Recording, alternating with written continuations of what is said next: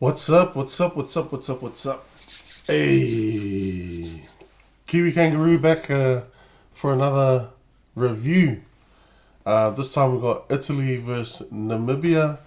The game just finished, and although it seemed pretty one-sided, look, I always knew Italy would get on top. I think just the amount of professional players in Italy, and being part of the Six Nations, you're always gonna expect them to come on top against a country like Namibia, who by their own rights are a good team and have made the World Cup a few times. But I think just the difference in caliber with the teams. I'm not, to be honest, I don't know any particular people from these teams. But the game to me looked like it looked well in the favour of Italy when they were playing. I think apart from the scrummaging, Italy seemed to dominate on every single round.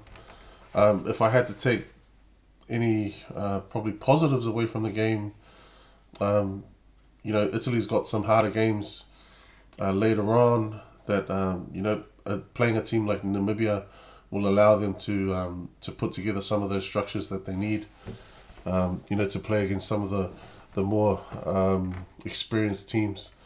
And Italy's a type of team where they're sort of there. They're sort of there.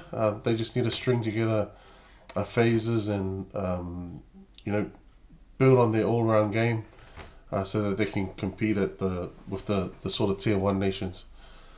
But there's no actual highlight reel, so I've just found the end of the game where they go through the rest of the game.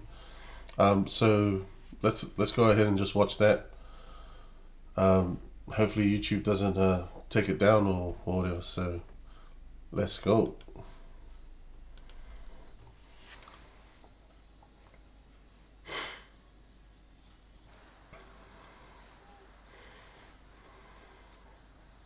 Played in searing conditions, Italy and Namibia traded early penalties, Joel Stransky, but then this Italian team, boy, they muscled up to get them going through Kanoni.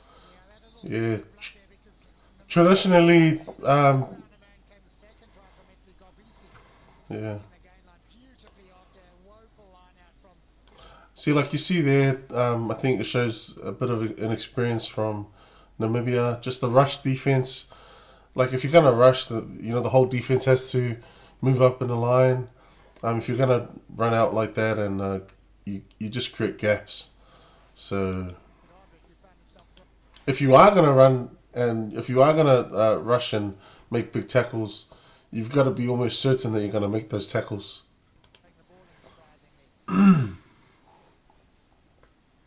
But it was Namibia who would fight back almost straight away with a great finish in the corner here from Gershon Woodson, and it gave them real heart heading into half-time. Yeah, great build up it was. That was a close try. That one.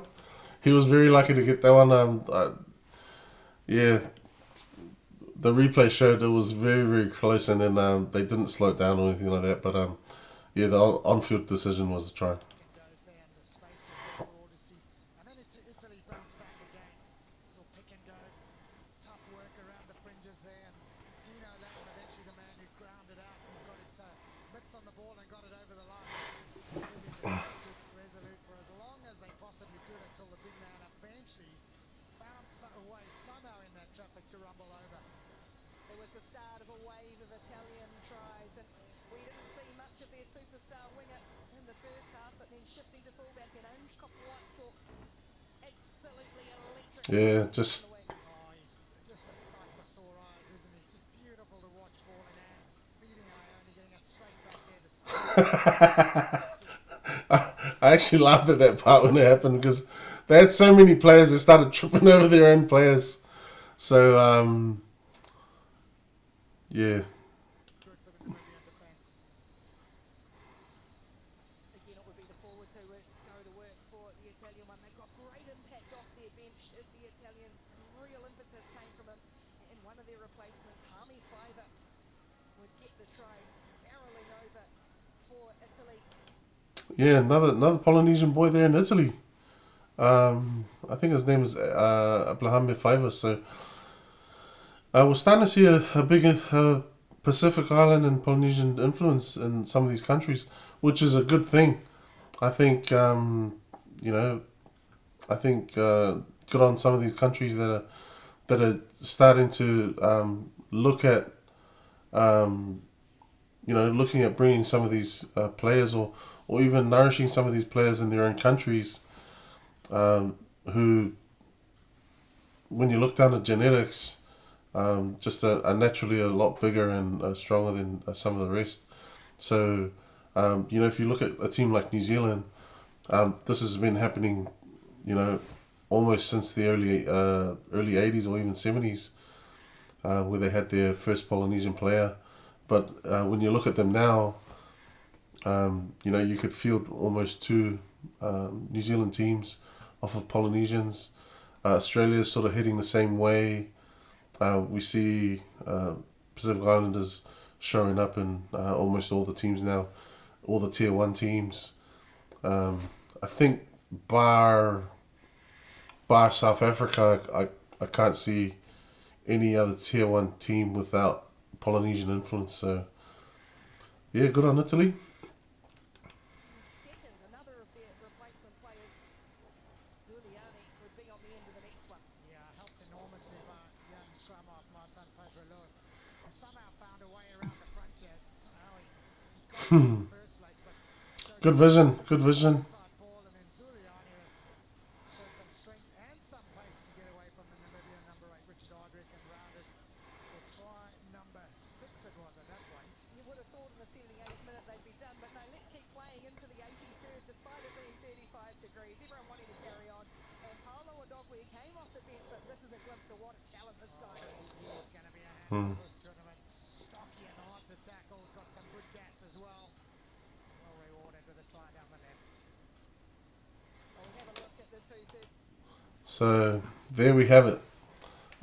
Italy versus Namibia. Hard luck for Namibia, but also a massive congratulations. These countries, year in and year out, have to bust their guts, playing around the world, trying to qualify for this tournament. So just being here and remember the World Cup, to these minnow countries, that are sort of on the end of the scale. We'll just call them on the other side of the scale here. A World Cup means a lot because it's probably the only times ever that they'll actually get to play against Tier 1 teams. And so if you're a small country, if you're playing rugby in a small country and you have that feeling like, oh man, I wonder where we actually sit. How good are we actually compared to Tier 1 nations? That's where they can really, really test themselves. Try their best to qualify for the World Cup. Unless you have money, I don't see any other reason why any Tier 1 nation would even consider playing some of the minnow countries. I know the All Blacks played the US out on Soldier Field a few years ago, even Australia, but I think that was more so to do with the money. They were able to pay to have the All Blacks over there, but you've got these countries like Namibia and Georgia and Russia a couple of World Cups ago. They can only sit and dream of playing teams like England and France and all these other teams. So well done to Namibia making it to the World Cup. As always, if you like this little review, press the subscribe button. If not, all good. But hey, we're here for rugby, and we're all excited for the Rugby World Cup. Join me in my next video, which is going to be up in a couple of hours. We've got Ireland playing up next versus not Georgia. Oh man, my brain's not working. What? Ooh, you see that? A little kangaroo there. My brain's not working, but Ireland are playing up next. I will review that match as well.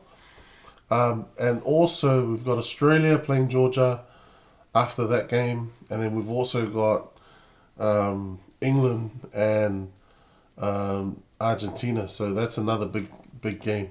So tune in later on, or make your way back and watch these highlights and, see how it goes. What do you think about the game? Put your comments down below. Who do you think is going to make it out of this pool stage? How do you think Italy are going to go? All right.